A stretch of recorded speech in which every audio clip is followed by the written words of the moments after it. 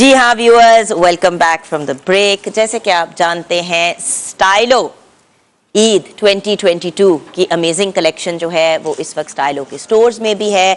मेरी मीठी ईद के नाम के हैशटैग के साथ आप अपलोड भी कर सकते हैं जब आप कुछ भी स्टाइलो ईद कलेक्शन 2022 से परचेस करें। आज आप देख रहे हैं कि मैंने स्टाइलो के बहुत ही खूबसूरत शूज़ पहने हैं और बैग भी आप मिक्स एंड मैच कर सकते हैं, मैचिंग शूज़ भी और चीज़ें भी ले सकते हैं। कल बल्कि मैंने आपको ऑनर भी दिखाया था कि a huge variety of shoes, bags, कपड़ों की भी बहुत अमेजिंग वैरायटी है, ज्वेलरी की है, परफ्यूम्स की है, मिस्ट की है, बॉडी मिस्ट की। तो ज़रूर आप भी स्टाइलो के आउटलेट्स पे जाएं और जूते खरीदें खूबसूरत से। उसके साथ साथ आप जाके अपने साथ मैचिंग बैग ले सकते हैं। और बच्चों के लिए भी अब एक wide variety of bag of shoes हैं एंड बच्चों के लिए कपड़े भी अवेलेबल हैं। तो जाएं और बच्चों के लिए भी ख़रीदें, अपने लिए भी ख़रीदें और इन्जॉय करें अपनी ईद स्टाइलो ईद 2022 की कलेक्शन के साथ। हमें पूरा यकीन है कि आपको स्टाइलो ईद 2022 बहुत ही मुनफरिद लगेगी, बहुत खूबसूरत लगेगी। और आप जैसे कि देख रहे हैं, this bag absolutely matches what I am wearing. But यही बैग अगर मैं चाहूँ तो I can wear this with a variety of different clothes. मतलब ये वाइट के साथ भी बड़ा अच्छा जाएगा, ब्लैक के साथ भी ब्लू बहुत अच्छा लगता है। सो आपके पास ऑप्शन है कि आपने क्या करना है। और बहुत से मज़े के और इंटरेस्टिंग से डिज़ाइंस हैं, तो ज़रूर जाके चेकआउट कीजिएगा। आइए व्यूअर्स, बढ़ते हैं आगे टूवर्ड्स हिमानी। जैसे कि आप जानते हैं, अभी ब्रेक के बाद बाय द वे हमें ज्वाइन कर लिया है प्रोफेसर डॉक्टर मोहम्मद हुसैन आज़ाद ने, और हमने कलाम पाक की तरफ भी जाना है क्योंकि शबाना भी हमारे साथ हैं। लेकिन उसकी तरफ जाने से पहले हम आ गए हैं अपने हिमानी के कॉर्नर में। आज मैं आपसे बात करूंगी WB हिमानी का मिशन परवाज परफ्यूम जो है। ये जैसे कि आप देख रहे हैं, mission Parwaz, it is a lovely perfume cologne, men's cologne, जो फ़ख्र आलम के साथ लॉन्च किया गया है। ये देखिए, इट्स अमेजिंग और मतलब इसकी लुक बड़ी औसम है। और अगर आपने इसको निकाल के ऐसे भी रखना है तो आप रख सकते हैं। एंड प्रॉपर जहाज़ की वो जो कि जैसे कि आप जानते हैं कि फ़ख्र आलम साहब जो हैं उनको बहुत ज़्यादा फ़्लाइंग का शौक़ है और काफ़ी ज़्यादा उन्होंने अवार्ड्स भी लिए हैं इससे रिलेटेड। तो ये मिशन परवाज़ के नाम से जो है ये कोलैबोरेशन विद फ़ख्र आलम अवेलेबल है। हिमानी की 100% हलाल है, परफ्यूम कलोन है फॉर मेन। इसका सिट्रस एम्बरी सेंट है और आप भी ज़रूर इसको परचेज़ कीजिएगा। उसके साथ आपके साथ ये भी शेयर करूँगी व्यूअर्स कि जब हम बात करते हैं हिमानी की, तो हिमानी हमेशा कोलैबोरेट करता है top of the line artist and ऐसे लोगों के साथ जिनके साथ उनकी फ़िलॉसफी जो है वो इन सिंक होती है, क्योंकि ऑर्गेनिक, नेचुरल, ब्यूटीफुल प्रोडक्ट्स तैयार करते हैं, 100% हलाल। तो FAW के नाम से, अब FAW किसके इनिशियल्स हैं? किसके इनिशियल्स हैं? फरहान अली वारिस के। जी हाँ, सैयद फरहान अली वारिस की जो कलेक्शन है हिमानी के साथ कोलैबोरेशन, वो अनकरीब लॉन्च होने वाली है 1-1.5 महीने के अंदर। बहुत सी दुआएं और बहुत सा प्यार अपने भाई के लिए। और आपने भी ज़रूर जाके www.wbstores.pk पे जाके ऑर्डर करना है हिमानी से। जब फरहान भाई की कलेक्शन लॉन्च होगी, उसमें कलोन्स भी होंगे। क्या क्या होगा उसमें भैया? परफ्यूम्स हैं, बॉडी स्प्रेज हैं और लेडीज एंड जेंट्स दोनों के लिए। सो अगर आप जेन्युइनली सैयद फरहान अली वारिस के फ़ैन हैं तो आई एक्सपेक्ट कि आप सबके घरों में मर्दों के लिए मेंस कलोन और ख़वातीन के लिए women's perfume FAW by Himani का होगा। अब ऑब्वियसली कुछ तहाइफ की तरफ भी हमने जाना है। जब इतनी प्यारी प्यारी ऑडियंस हमारे साथ होती है तो कैसे हो सकता है कि हम तहाइफ ना दें। और हमारे बहुत ही प्यारे भाई जो बैठे हैं, सबसे पहले तो हम उनको गिफ्ट देंगे, क्योंकि मुस्कुराते हुए प्यारे प्यारे चेहरे हमें वैसे ही बहुत अच्छे लगते हैं। और ये आपके लिए बेटा, फॉर यू। एंड आज पीछे वाले लोगों को हम थोड़ी सी इंपॉर्टेंस दे देते हैं, मासूम से जो लोग बैठे हुए हैं हमारे पास पीछे। ज़रा, मुझे कल किसी ने कहा कि सिर्फ लड़कियों को ही आप गिफ्ट पकड़ाती हैं, तो ऐसी कोई बात नहीं है। मर्द हज़रात को भी हम उतना ही मद्देनज़र रखते हैं, क्योंकि हिमानी के जो प्रोडक्ट्स हैं वो मेल और फीमेल दोनों के लिए होते हैं। So there is no limitation. ये आपके लिए इतनी सीरियस सा चेहरा बनाया हुआ है, आपको भी एक गिफ्ट दे ही देते हैं। और अब हम कलाम की तरफ बढ़ेंगे। जी बेटी।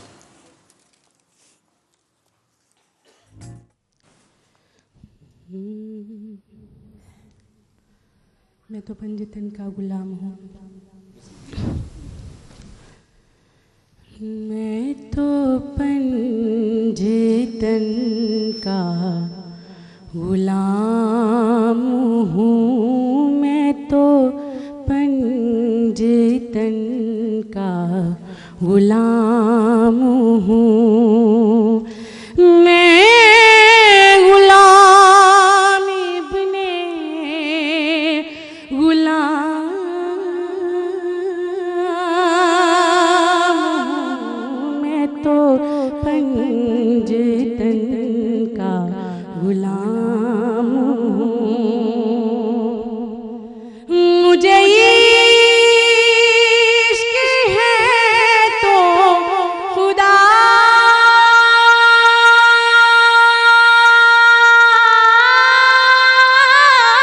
से है,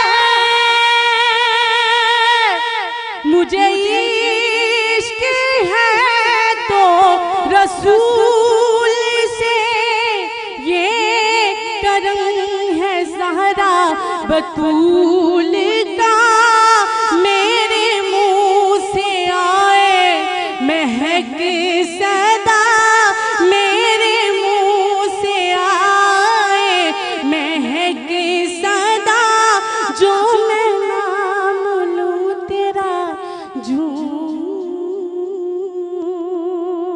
के, मैं तो पंजतन का गुलाम हूँ मैं तो पंजतन का गुलाम हूँ।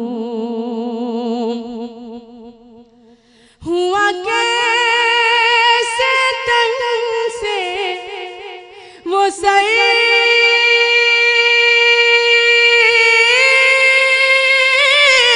जुदा, जहाँ इश्क हो वही करबला, मेरी बात उनकी ही बात है, मेरे सामने वही जात है, वही जिनको शेरे खुदा कहे, जिन्हें बाप सल्ले अला कहे, वही जिनको आले नबी कहे, वही जिनको नादे अली कहे, वही पुख्ता है मैं तो खाम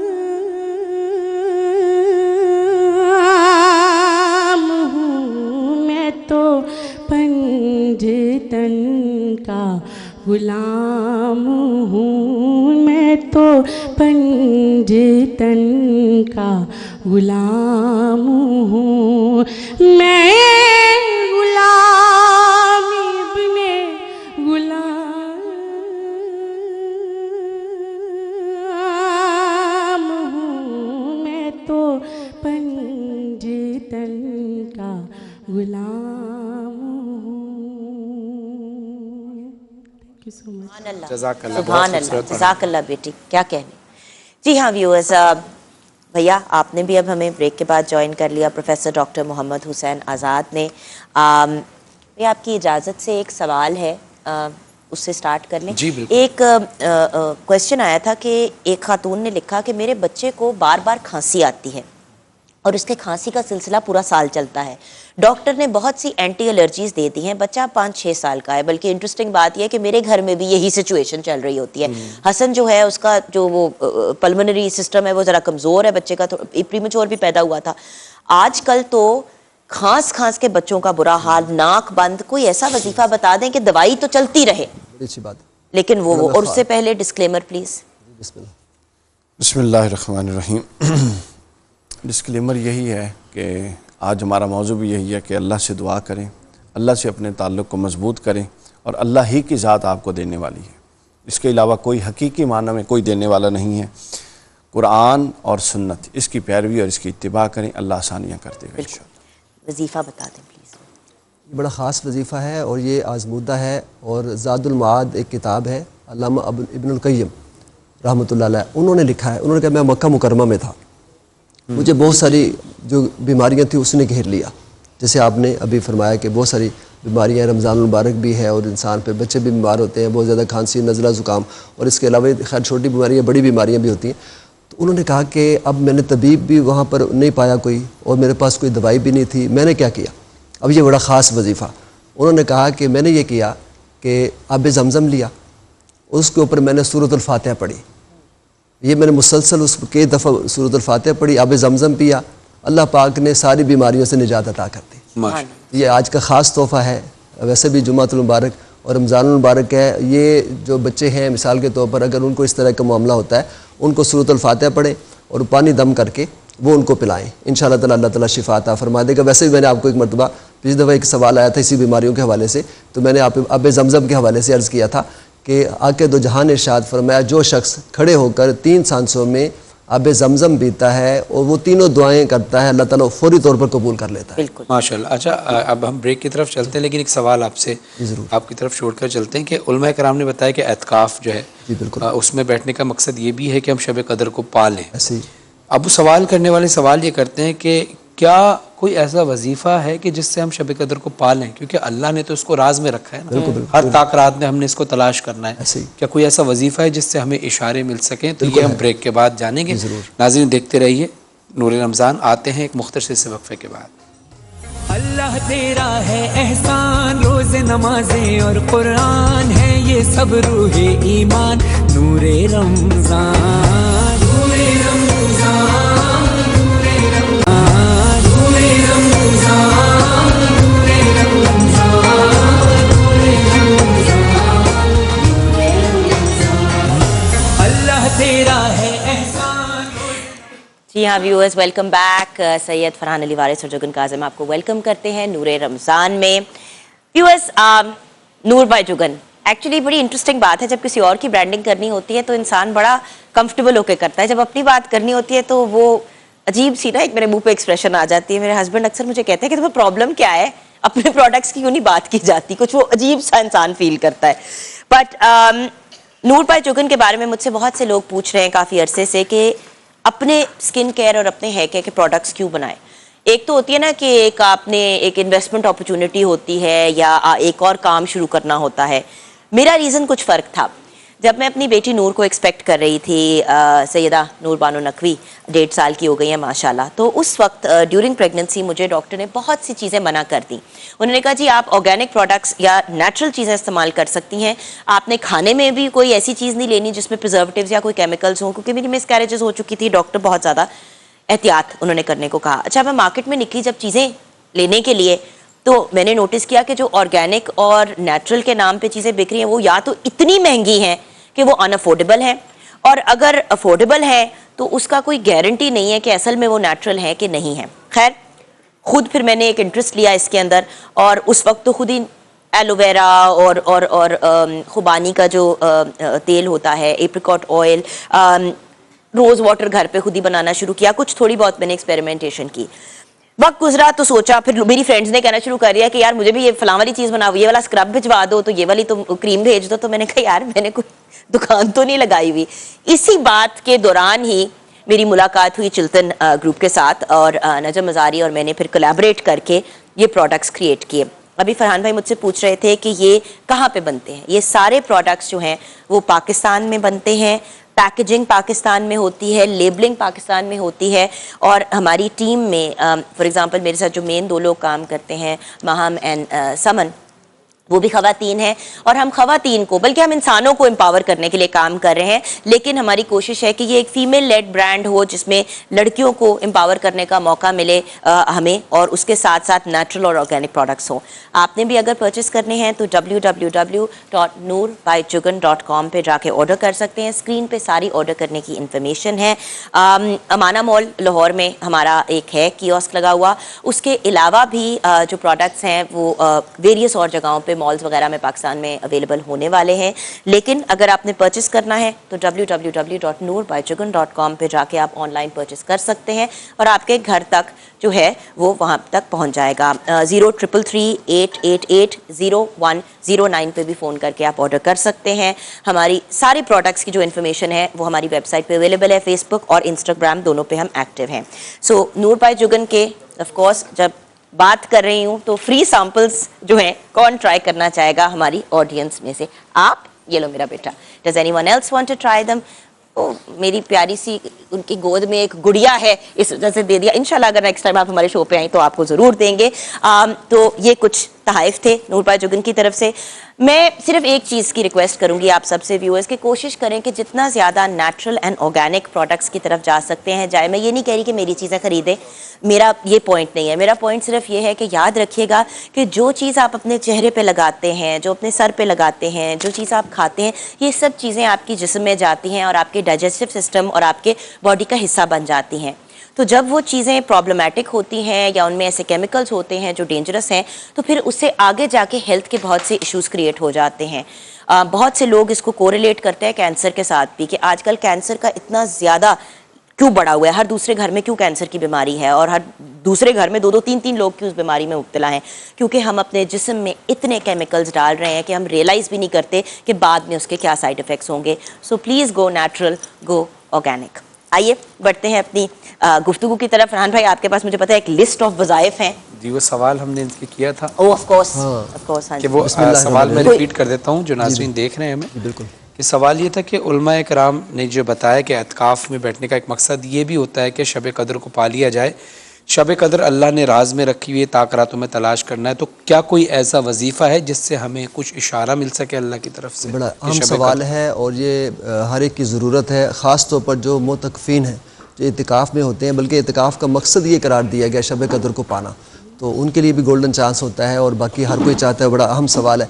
इस सिलसिले में मैंने तहकीक की है तो एक किताब लिखी गई है वज़ाइफ़ की, शेखुल इस्लाम डॉक्टर मोहम्मद तारुल कादरी साहब ने अल-फ़यूज़ातुल मुहम्मदिया के नाम से उन्होंने बाकायदा तौर पर एक वजीफ़ा लिखा बड़ा ख़ास। और ये मैं समझता हूँ कि जो नाज़रीन हैं आपके चैनल की वसादत से उसको लिख लें, तो चूँकि हर एक की ज़रूरत है और इसको बाकायदा इस पर अमल करें। उन्होंने कहा कि 10 दिन और आते हैं तो नमाज़ तो हमने पढ़नी, हर नमाज के बाद अगर ये वजीफ़ा किया जाए, ये चीज़ें जो मैं अभी बता रहा हूँ ये पढ़ी जाए, तो इंशाअल्लाह ताला अल्लाह पाक ने चाहा वो शब कदर को पा लेगा, मर्द व हज़रात दोनों के लिए। उसमें एक बात उन्होंने लिखा है तस्बीह फ़ातिमा हर नमाज के बाद ये लाजमी पढ़नी है। तस्बीह फ़ातिमा और हर एक को पता है तस्बीह फ़ातिमा 33 मरतबा सुबहान अल्लाह और अल्हम्दुलिल्लाह 34 मरतबा अल्लाह अकबर। तो ये हर नमाज के बाद, और उसके बाद फिर 3 बार ये कलिमात पढ़ने हैं, सुबहान अल्लाह व बिहम्दी सुबहान अल्लाहिल अज़ीम, सुबहान अल्लाह व बिहम्दी सुबहान अल्लाहिल अज़ीम, सुबहान अल्लाह व बिहम्दी सुबहान अल्लाहिल अज़ीम। 3 मरतबा ये पढ़ के उसके बाद फिर दुआ करनी है कि बारी ताला जिस मकसद में पढ़ रहा हूँ तो शब कदर को मैं पालूँ। दुआ करने के बाद फिर 1 मरतबा सूरतुल फातिहा पढ़नी, फिर 1 मरतबा आयतुल कुर्सी पढ़नी और 100 मरतबा कलमा तैयबा का हर ताकरात पे पढ़नी है या हर नमाज के बाद? हर नमाज के हर 5 नमाजें जो होती हैं ना, यानी 10 दिनों में जितनी नमाजें आएंगी हर नमाज के बाद ये वजीफ़ा करना है। छोटा सा, ज़्यादा बड़ा नहीं है। अच्छा, उसके बाद फिर 3 दफ़ा इस्तिग़फ़ार पढ़ना है। 3 बार इस्तिग़फ़ार पढ़ के आखिर में 3 दफ़ा दुरूद व पाक पढ़ना है। सही दुरूद व सलाम पढ़ेंगे तो इसकी बरकत से इंशाअल्लाह अल्लाह पाक ने चाहा तो वह शब कदर ज़रूर हासिल होगी। फातिमा की कॉल है पेशावर से और हमारी जो लाइव ऑडियंस है, अगर आप भी कोई सवाल करना चाहते हैं, कोई वजीफ़ा जानना चाहते हैं, जैसे कि हमने कहा कि हम कोई आपको ऐसी वैसी चीज़ की वो कुरान की आयतें हैं और उसी के हिसाब से हम आपको आगे लेके चलते हैं। और हमारा बिल्कुल ये ऑब्जेक्टिव नहीं है कि आप अपनी बाकी इबादतें छोड़ दें, बल्कि हम लोग शर्त ये रखते हैं कि वज़ाइफ तो आपको बताए जाएंगे, लेकिन 5 वक्त नमाज, ज़कात, रोज़ा, ये सारी चीज़ें आपने अपने फ़राइज़ पूरे करने हैं। उसके बाद आपने एक्स्ट्रा चीज़ करनी है तो वो एक सेपरेट चीज़ है। तो अगर आपका भी कोई सवाल है ज़रूर शेयर कीजिएगा। फातिमा की कॉल है पेशावर से। अस्सलाम वालेकुम। वालेकुम अस्सलाम। कैसी है अपिया? अल्लाह का शुक्र। जी बेटा बताओ क्या प्रॉब्लम है, आप हम बात करना चाह रहे थे, शेयर करना चाह रहे थे हमारे साथ? जी मेरा मसला ये है कि मेरी मम्मी जो है वो बचपन में हो गई थी। बचपन में मंगनी हो गई थी, ठीक है जी। अब मैं उस रिश्ते से खुश नहीं हूँ। अच्छा, आप रिश्ते से खुश नहीं है। शादी हो चुकी है बेटे कि नहीं? नहीं, सिर्फ मंगनी हुई है, लेकिन मेरे वालिदैन जो है वो रिश्ते खत्म करने के लिए नहीं मान रहे हैं। अच्छा, तो आप वालिदैन ने, ठीक है ओके बेटा, फिर आपको बताते हैं कि आप इसे जरा मालूम करें किसी और जगह चाहते हैं, आप कहीं और करना चाहते हो बेटा शादी? जी मैं चाहती हूँ कि कोई ऐसा वजीफा हो कि मेरे वालिदैन जो है वो खुद ही इस रिश्ते से इनकार करे, क्योंकि वो लड़का सही नहीं है, वो नशा करता है और ठीक नहीं है, इसलिए मैं चाहती हूँ कि नहीं, बट बेटे आपकी कोई और पसंद है या अभी आप सिर्फ इससे नहीं करना चाह रही, ये पूछ रहे हैं हम। जी बेटे आप क्या इस शख्स से शादी नहीं करना चाह रही या आपको कोई और पसंद है जिससे आप करना चाह रहे हो? नहीं नहीं मैं मुझे कोई और पसंद नहीं है, लेकिन ये जो लड़का है ये नशे करता है, इसलिए मैं चाहती हूँ बिल्कुल कि ठीक है। मेरे- अच्छा मेरे बेटी, साथ आप टीवी पे देखते रहो, ठीक है, और अगर कुछ मिस हो जाता है तो रिपीट पे, जैसे कि फरहान भाई अक्सर शेयर करते हैं, A+ के हमारे यूट्यूब के चैनल के ऊपर ये जब चलेगा शो तो आप उससे भी देख लेना, वैसे पेपर पेंसिल रखना साथ। अच्छा भैया, ये बहुत से घरों की प्रॉब्लम है कि माँ बाप जबरदस्ती भाई शादी या मंगनी की बात कर देते हैं, लड़का भी खुश नहीं होता, लड़की भी खुश नहीं होती, लेकिन माँ बाप जो भी रीजन होता है, देखिए माँ बाप कोई बुरा नहीं बच्चों के लिए सोच सकते। अब इस बच्ची को अगर पता है कि वो लड़का इसके हक में अच्छा नहीं है, नशा करता है, उसकी हरकतें ठीक नहीं है, तो कुछ ऐसा जिससे बिल्कुल ठीक। इसमें दो तरीके हैं, तो डिस्क्लेमर के हवाले से वो भी इसमें चीज़ आ जाएगी।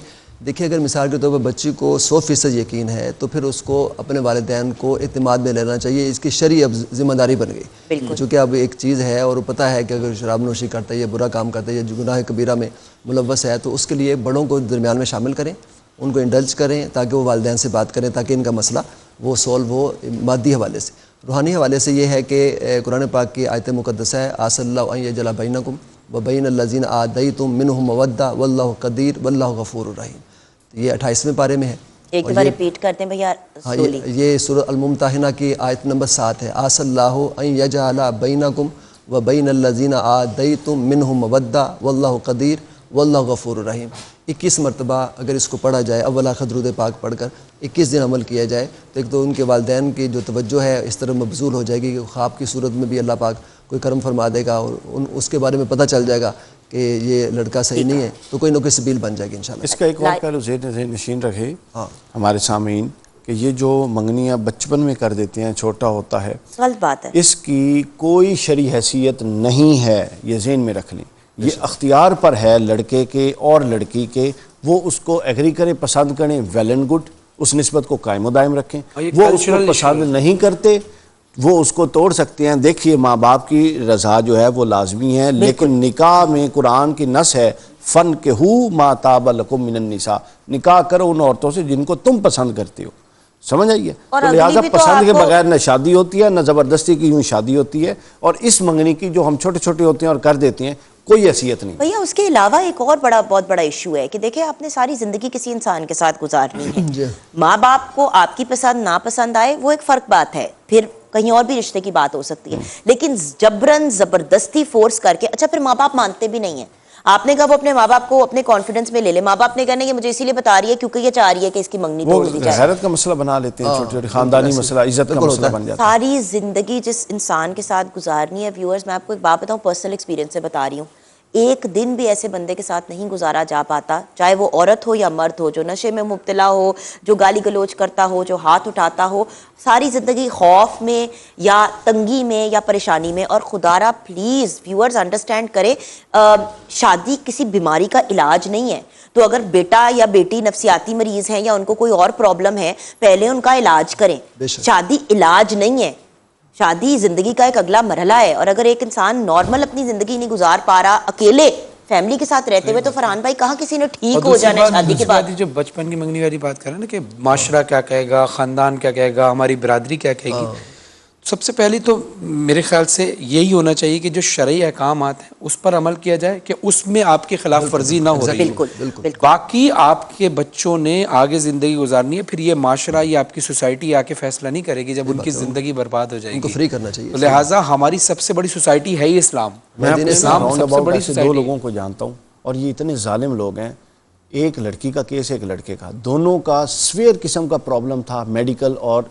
साइकोलॉजिकल, और उन्होंने क्या किया, उन्होंने अपने बेटे और बेटी दोनों का प्रॉब्लम छुपा के शादी कर दी।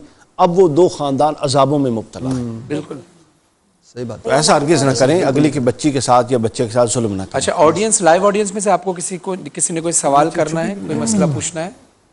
जी बेटा। जी अस्सलाम वालेकुम। मौलाना साहब से सवाल है कि बेहतरीन रिस्क के असूल के लिए कुछ वजीफा बता दें। क्या बात, बड़ा अच्छा सवाल आपने किया है और ये हर एक की ज़रूरत है। मैं ख़ास आपको आज का तोहफ़ा दे रहा हूँ, और ये जुम्मतुल मुबारक है, इसका ख़ास वजीफ़ा है, एक दुरूद पाक है, और उस दुरूद पाक की खासियत ये है कि जो कसरत के साथ उसे पढ़ता है तो उसको अल्लाह पाक वाफिर मिक़दार में रिज़्क़ अता फरमाता है। बल्कि और भी मैं इसके फ़वाइद बताता हूँ, वो है सल्लल्लाहु अला नबील उम्मील करीम व अला आलिही व सहाबी वसल्लम, सल्लल्लाहु अला नबील उम्मील करीम वाला आलिही व सहाबिही वसल्लम। ये जो वजीफ़ा है ये अगर 100 मरतबा जो शख्स इसको रोज़ाना की बेस के ऊपर पढ़ेगा तो एक तो अल्लाह ताला उसका इकराम, उसको मुअज़्ज़ज़ करेगा, वो बुलंद करेगा, और दूसरा मुफलिसी और तंग दस्ती वो उसके लिए अगर पड़ेगा तो वो दूर हो जाएगी। रिस्क में इजाफे के लिए करेगा तो अल्लाह ताला वो दौलत और बरकत नसीब फरमाएगा। इसकी एक ख़ास बात मैं आपको बताना चाहता हूँ, ये जो मैंने कहा कि मैं तोहफ़ा दे रहा हूँ आज का, ये इसको लिख लें अवामुन्नास, ये बहुत ख़ास तोहफ़ा है। और वो ये है, ये दुरूद पाक पढ़ने से जो रिस्क हलाल कमा कर 90 दिन मुसलसल इसको 1100 मरतबा पढ़े, इससे आके दो जहाँ की ज़ियारत भी नसीब होती है। और आपको बस एक पैगाम ये दूंगा कि नमाजें जब आप पढ़ते हैं तो नमाज फ़जर को कज़ा ना करें। नमाज फ़जर के फ़ौरन बाद आप कोशिश करें कि आप उस वक्त जागें, कोई भी एक्टिविटी कर लें, एक्सरसाइज कर लें, ये कुछ कर लें जब तक आप काम पर नहीं जाते। ये जो सुबह का टाइम, ये एन रिस्क बटने का टाइम है। अगर आप बाद में उठेंगे, दोपहर में उठेंगे तो शायद उसमें वो रिस्क में इजाफा नहीं होगा, क्योंकि सुबह का टाइम ही रिस्क बटने का। इसीलिए तो रब ताला ने सिलसिला ऐसा रखा है ना कि सुबह जब अजान हो जाती है उसके बाद लाइट होनी शुरू हो जाती है कि भी उठो, निकलो, काम करो, तमीज़ के वक्त पे सो, तमीज़ के वक्त पे जागो। सूरज के हवाले से, सूरज जो गुरूब होता है बाहर निकल जाए, जब वो गुरूब हो जाए वापस आ जाए। राबिया की कॉल है कराची से। अस्सलाम वालेकुम राबिया। अस्सलाम वालेकुम। वालेकुम सलाम। जी बेटे, क्या सवाल पूछना है आपने? जी, जुगन दादी मेरी बहन है, सना नाम है उसका, उसको बुखार रहता है अक्सर 10 साल से। उसको बुखार रहता है? अच्छा, एज क्या है उसकी राबिया बेटा? जी, उसकी एज क्या है बेटा, उम्र क्या है? बुखार रहता है बाजी, तो ना उसको उतरता नहीं है बुखार, दवाई बहुत ली है, हाँ दम वगैरह भी करवाए बहुत ज्यादा, मतलब ठीक नहीं रहती वो बिल्कुल भी। बेटा उम्र क्या है, एज क्या है बच्ची की? उम्र उसकी होगी 18 साल। 18 साल की, ठीक है। ओके बेटे, thank you so much call करने का। इसके लिए ऐसा वजीफ़ा है जो हुजूर की सुन्नत भी है, उम्मुल मुअज़्ज़ज़ आयशा सिद्दीक़ा रज़ियल्लाहु ताला अन्हा की सुन्नत भी है। जब आके दो जहाँ को बुखार होता था तो हुजूर नबी करीम सल्लल्लाहु अलैहि वसल्लम कहते थे ये मुअव्वज़तैन, जो आखिरी 2 सूरतें हैं वो पढ़ कर दम करती तो वो शिफायाब हो। जब वो बीमार होती हैं आके दो जहाँ दम फरमाते तो शिफायाब हो जाती। तो लिहाजा इन्हें चाहिए कि अव्वल आखिर दुरूद पाक पढ़ कर एक मरतबा सूरतुल फातिहा पढ़ के 7 दफ़ा ये जो दोनों सूरतें हैं मुअव्वज़तैन, आखिरी कुरान पाक की सूरतें, तो ये पढ़ के पानी वगैरह या दूध वगैरह पे दम करके वो इनको पिलाया जाए तो अल्लाह पाक की शिफा अता फरमाए। जी, आपने सलमा पूछना था कुछ?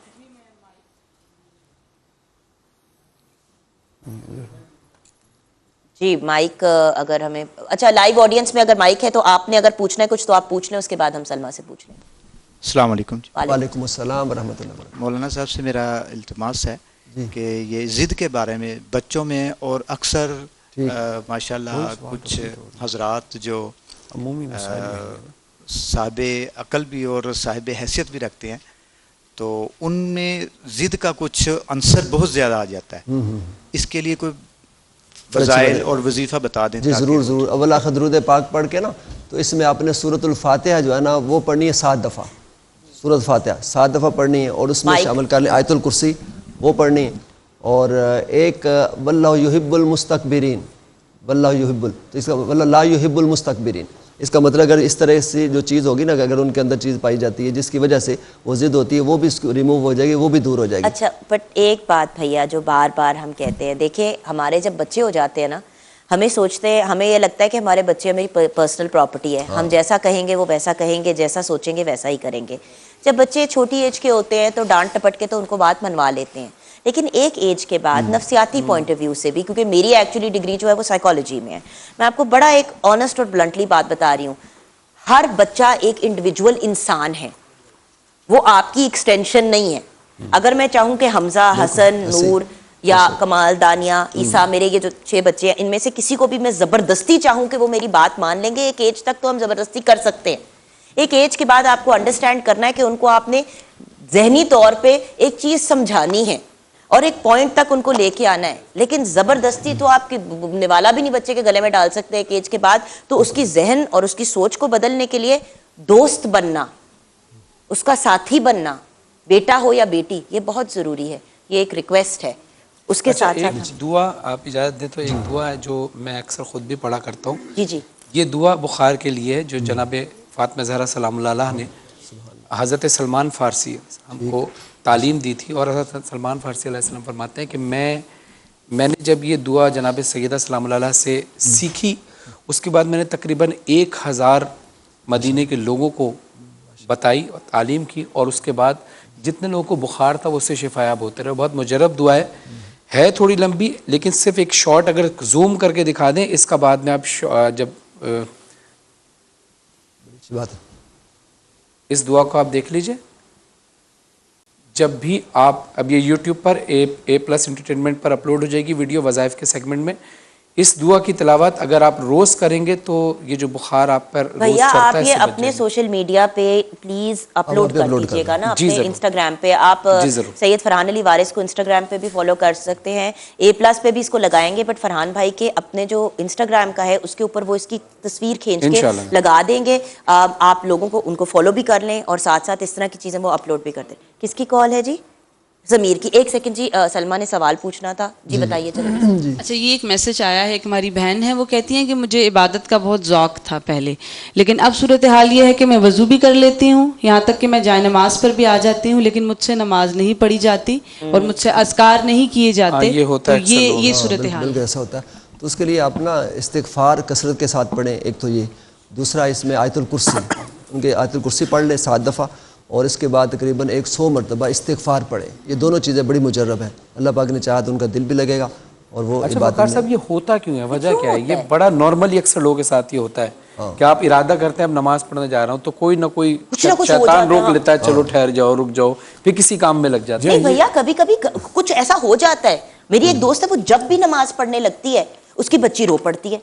उसकी बच्ची है कुछ 6-7 महीने की, नॉर्मली बच्ची बिल्कुल ठीक होती है, वो जाए नमाज पे आके खड़ी होती है, उसकी बच्ची रो पड़ती है। अब जाहिर माँ है, वो भागती हुई वहां पे जाती है अपनी बच्ची के पास, जब तक होती ये एक्चुअली बच्चे रो पड़ते हैं या मियाँ बुला लेता या हांडी हाँ, चलने ये नॉर्मल एक तो खुद जात और एक एक्सटर्नल चीजें या कुछ गिर जाता है, वो इसलिए होता है। ये बुनियादी तौर पे देखिए, ये है शैतानी वसावस और जिन्नात, मिनल जिन्न वल इंस, शैतान जिन्नों में से भी है और इंसानों में से भी है। और हदीस पाक में है कि इन शैतान हमारे खून में सरायत करता है, इतने हमारे अंदर उसका तसर्रुफ़ अल्लाह ने रखा हुआ है। यही तो इंसानियत है कि हमने उसके साथ उसके खिलाफ मुज़ाहमत करके ठीक काम करना है। तो लिहाजा पहली बात तो यह है कि इस तरह का मामला जो हो रहा है 2, 3, 4, 5 दफ़ा इसको इग्नोर करें और होने दें, और आप पढ़ दें नमाज। बच्चा रो रहा है तो रोने दें और आप नमाज पढ़ें। और अच्छा, अक्सर ये भी होता है कि जब हम कोई वजीफ़ा पढ़ते हैं या हम कुछ दिन के लिए मुअय्यन, जैसे 21 दिन या 40 दिन या 20 दिन, तो वो जो दिन कंप्लीट होने वाले होते हैं ना, वो कंप्लीट होने से पहले कोई ना कोई रुकावट जरूर आती है। ये भी मेरे ख्याल से अल्लाह की तरफ से इम्तिहान है। हर काम में अपना आप दिखाना होता है, उसको दिखाएं। बहुत शुक्रिया। आखिरी बात बड़ी ब्रेक का वक्त हो गया।